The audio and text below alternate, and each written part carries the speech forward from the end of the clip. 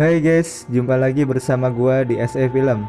Bagaimana kabarnya hari ini? Semoga kalian baik-baik aja ya.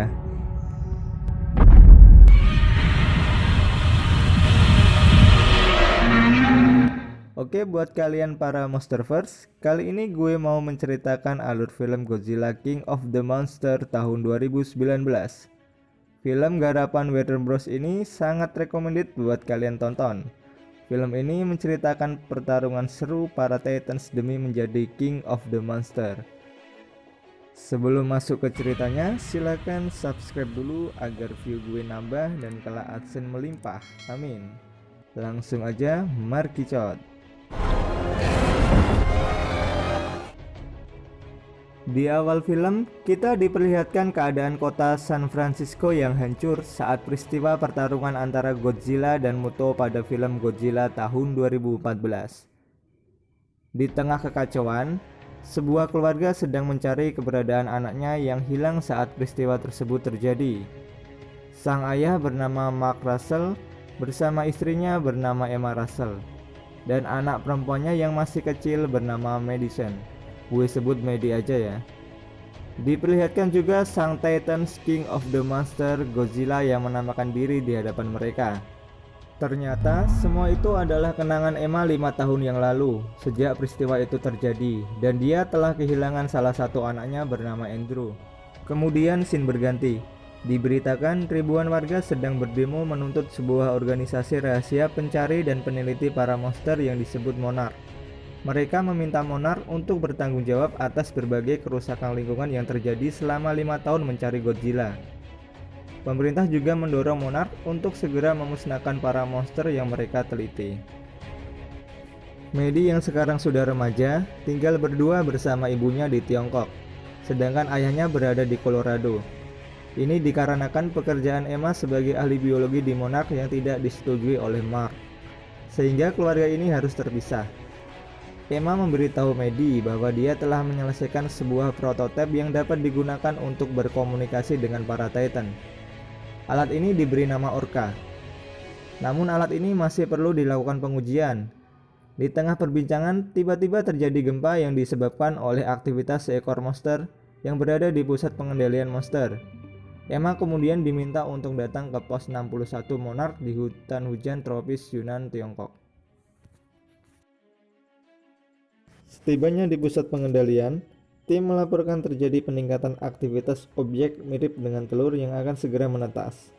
Tak lama kemudian, telur tersebut menetas menjadi sebuah larva berbentuk ulat raksasa yang diberi nama Titanus musura atau dikenal dengan Mothra. Mereka segera mengaktifkan sistem pengendali agar Mothra tidak mengamuk. Akan tetapi sistem mengalami gangguan yang diduga ada yang sengaja mensabotasinya. Karena merasa terancam, Mothra pun mengamuk dan menyerang beberapa orang.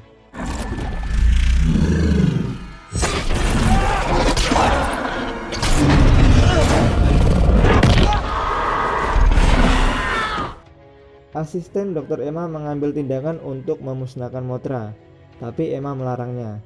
Dia ingin mencoba menenangkan Mothra menggunakan Orca. Alat ini bekerja dengan cara memancarkan gelombang frekuensi biosonar para monster. Frekuensi tersebut dapat digunakan untuk memanggil, menenangkan, mengancam, bahkan mengusir para Titan. Cara kerjanya hampir sama dengan sistem sonar ikan paus. Emma harus menemukan frekuensi yang cocok dengan Mothra untuk menenangkannya. Mothra akhirnya bisa ditenangkan. Merasa kondisi telah aman, tiba-tiba saja sekelompok orang bersenjata menerobos masuk ke lab dan menembaki para tim Monarch. Pemimpin mereka adalah Alan Jones. Kita panggil saja Bah Jones. Bah Jones merupakan seorang teroris yang terobsesi mengembalikan tatanan kehidupan dengan menggunakan Orca. Di tempat lain, Dr. Serizawa bersama asistennya sedang melaksanakan sidang Senat Monarch terkait tuntutan warga dan pemerintah untuk memusnahkan para monster. Monarch berpandangan bahwa selama ini monster yang mereka temukan dapat menjadi pelindung bumi dan menjaga keseimbangan kehidupan. Hal ini didukung oleh Dr. Serizawa. Munculnya para monster dikarenakan manusia sendiri yang sudah merusak bumi, sehingga mereka muncul untuk memulihkan tatanan kehidupan. Di tengah-tengah sidang, Dr. Serizawa mendapatkan kabar serangan yang terjadi di pos 61. Mereka pun meninggalkan ruang sidang dan pergi ke Colorado untuk menemui Mark.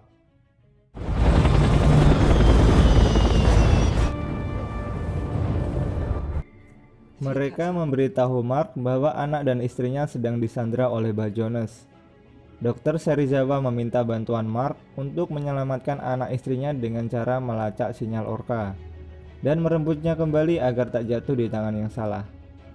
Ternyata, dulunya Mark adalah bagian dari anggota Monarch. Dia bersama Emma lah yang membuat prototipe Orca. Akan tetapi, karena sudah berbeda pandangan terhadap para monster, ditambah Mark masih merasa sedih atas kematian Andrew, Mark memutuskan untuk pergi meninggalkan Emma. Si Mark berpandangan kalau para monster hanya akan membuat bencana di kemudian hari, dan mereka harus segera dimusnahkan.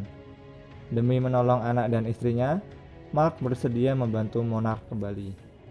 Kemudian, mereka menuju markas Kastil Bravo sebagai pusat pelacakan Godzilla. Di sini dijelaskan, Mothra ternyata berhasil kabur dan akan menjadi kepompong. Alan Jones juga diketahui bekerja sama dengan pasar gelap untuk mendapatkan DNA para monster. Sudah ada sekitar 17 monster yang Monarch temukan dan sebagian dalam keadaan berhibernasi. Pasukan Jones sekarang bergerak menuju pos Monarch Antartika untuk melepaskan monster yang lebih besar. Dalam mitologi Jepang, monster ini disebut King Ghidorah. Ghidorah merupakan rival terkuat bagi Godzilla. Di Kastil Bravo, tim Monarch didatangi oleh Godzilla.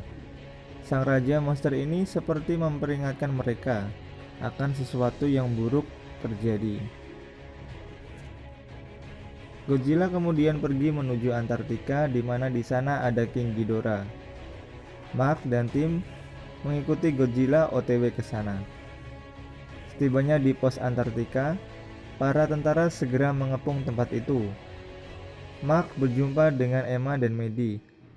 Mark mengajak mereka untuk segera pergi, tapi mereka menolaknya.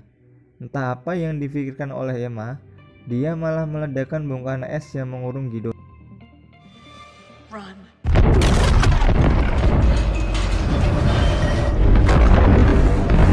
Bangkitlah King Ghidorah dari tidurnya selama ini.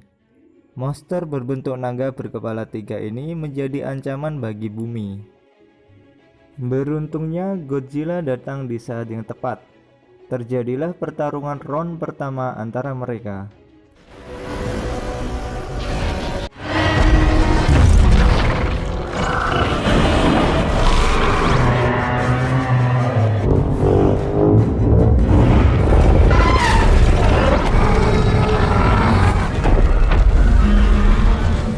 Sayangnya Godzilla berhasil dijatuhkan. Kapal induk Argo membantu menembaki Ghidorah. Ghidorah pun kabur melarikan diri. Dari hasil pelacakan, Ghidorah pergi ke arah langit Brazil. Di dalam kapal Argo terjadi perdebatan bahwa Emma telah sengaja melepaskan para monster, tapi belum diketahui apa yang menjadi motivasinya. Sekarang, sinyal Orca mengarah ke pos 56 di Isla de Mara, Meksiko. Kelompok Jones berencana untuk melepaskan monster yang lain. Emma menghubungi tim Monarch dan menjelaskan apa yang sebenarnya terjadi. Dia mengakui bahwa semua memang sengaja dilakukannya, demi untuk menyelamatkan bumi dari kepunahan massal akibat dari kerusakan, polusi, perang yang manusia lakukan selama ini. Emma meyakini para Titan dapat mengembalikan tatanan kehidupan tanpa mengorbankan manusia menggunakan Orca. Hal ini ditentang keras oleh Mark. Justru tindakan Emma lah yang akan memicu kepunahan manusia. Maddie menasihati ibunya kalau mungkin yang dikatakan ayahnya benar. Emma sempat ragu akan keputusannya, tetapi dia tetap akan melaksanakan apa yang sudah menjadi rencananya bersama Bajones. Kemudian pasukan Bajones mematikan sistem penahan monster di Isla de Mara. Di kota Isla de Mara, para tentara mengevakuasi penduduk yang sedang berhamburan panik menuju lokasi yang lebih aman. Tapi mereka tak memiliki banyak waktu untuk menyelamatkan diri.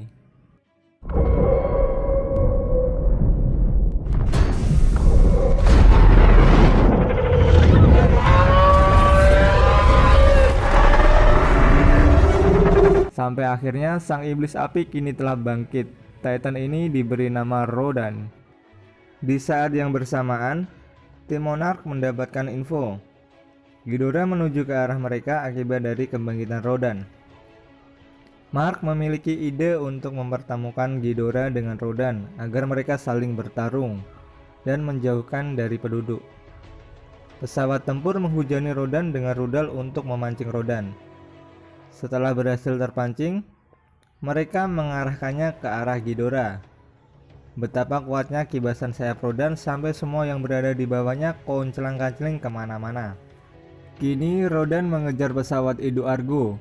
Pesawat tempur berusaha mengulur waktu dengan cara menembaki Rodan, tapi mereka dengan mudah dihancurkan.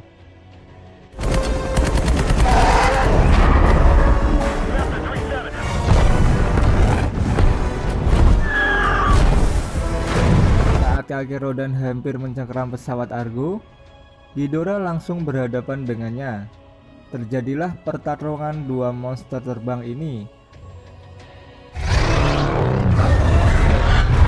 Tapi Rodan dengan mudah dikalahkan. Ghidorah sekarang mengejar kapal Edo Argo dan muncullah Godzilla di saat yang tepat, guys. Round kedua antara keduanya dimulai kembali.